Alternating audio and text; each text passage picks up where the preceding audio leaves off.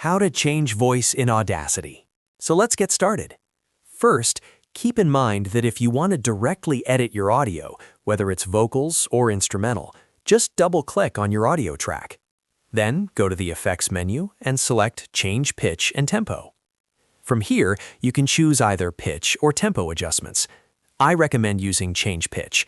Now simply move the slider according to your preference. If you want a deeper voice, slide it to the left. If you want a higher pitch, slide it to the right. Once you're satisfied with the changes, click Apply, and you're done.